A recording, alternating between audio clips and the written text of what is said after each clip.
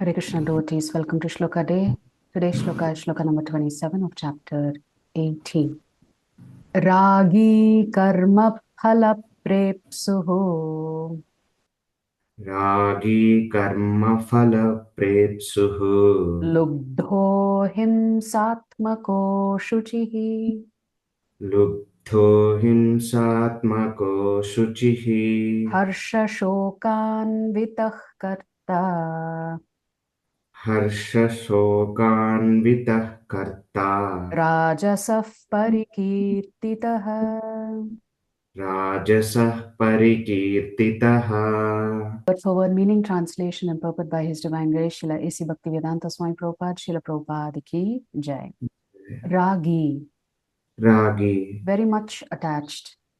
very much attached. Karma phala, Karma phala, the fruit of the work. the fruit of the work. Prepsuhu, Prepsuhu, desiring. desiring. Lubdhaha, Lubdaha, greedy. greedy. Himsa atmakaha, Himsa atmakaha, always envious. always envious. Ashuchihi, Ashuchihi, unclean. unclean. Harsha shoka anvitaha, Harsha shoka anvitaha, subject to joy and sorrow. subject to joy and sorrow. Karta, Karta, such a worker. such a worker. Rajasaha, Rajasaha, in the mode of passion. in the mode of passion. Parikirtitaha, Parikirtitaha, is declared. is declared. Translation: the worker who is attached to work The worker who is attached to the work and the fruits of work, and the fruits of work, desiring to enjoy those fruits, desiring to enjoy those fruits, and who is greedy, and who is greedy, always envious, always envious, impure, impure, and moved by joy and sorrow, and moved by joy and sorrow, is said to be in the mode of passion. is said to be in the mode of passion. So we're talking about workers under the karta, under the influence of the three gunas. Yesterday we looked at the influence of sattvagun. Today we're looking at the influence of rajagun. A person is too much attached to a certain kind of work or to the result because he has too much attachment for materialism or hearth and home, wife and children. Such a person has no desire for higher elevation in life. So essentially, the way we read the shloka is that Krishna is talking about the karmis, because the karmis are very attached to their work and they're very attached to the results of their work. He is simply concerned with making this world as materially comfortable as possible. He is generally very greedy and he thinks that anything attained by him is permanent and never to be lost. Such a person is envious of others and prepared to do anything wrong for sense gratification. Therefore, such a person is unclean, and he does not care whether his earning is pure or impure. He is very happy if his work is successful, and very much distressed when his work is not successful. Such is the worker in the mode of passion. So that is Prabhupada's purport. We are going to another parampara now. The Rajasic workers are being described here, while the Sattvic workers are motivated by the desire for spiritual growth. The Rajasic workers are deeply ambitious for materialistic enhancement. They do not realize that everything here is temporary and will have to be left behind one day.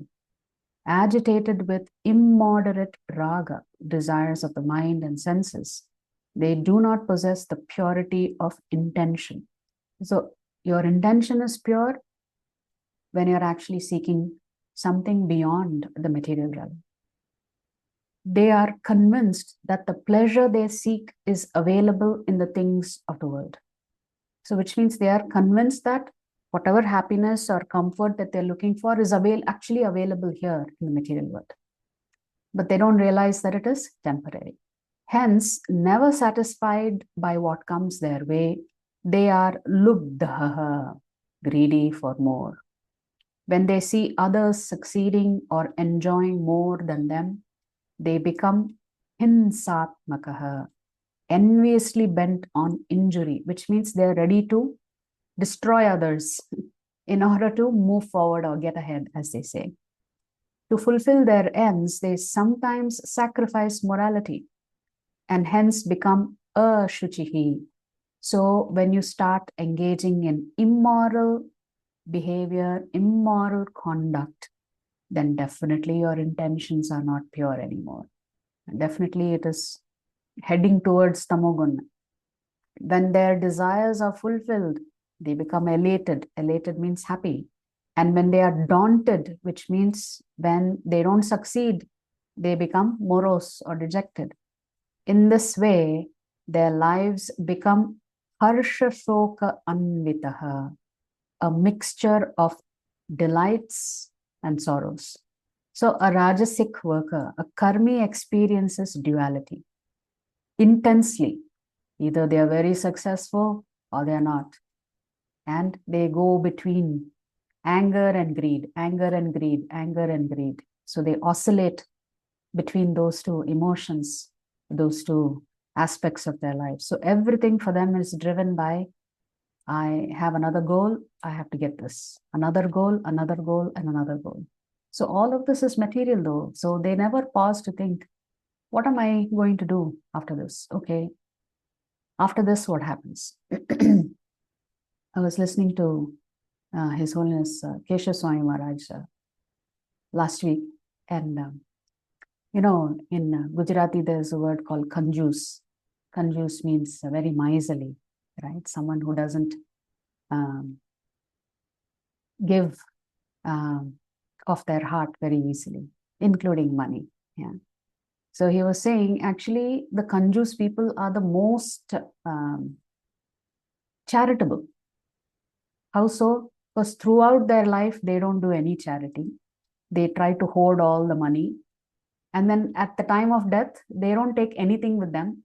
So everything goes to everybody else, right? So they become the most charitable person at the time of death. So this is very short-sighted. When you think, oh, all this money is mine, I will save it to the maximum. I will make sure I have enough and enough and enough. But they don't spend it also. Actually, there is a saying in our Shastras that if you don't spend money wisely, and if you don't contribute in charity, and all you're doing is saving, that money itself will destroy you. You know, so over saving is also not authorized in our scriptures, because you become too attached to your savings. So you have to give freely. Of course, take care of basic financial needs. You have to give freely otherwise, because over-hoarding of money is actually not good for your spiritual progress. So it's interesting that these workers are working so hard for so many different things, but they don't realize that they're not taking anything with them at the time of death, you know. And all the hard work that they did, children will come and just ruin everything. You know, that usually happens. You know, the parents hand over a lot of wealth to the children, and the children tend to be quite irresponsible about the wealth. So in all ways, they are defeated ultimately. You know, so what's the point of working so hard and struggling for making that extra money, only to know that none of this you're going to take with you? But what are you going to take with you into your next life? You're going to take your karmic reactions. So if we really pause and think, then we will correct ourselves. All of us will correct ourselves automatically.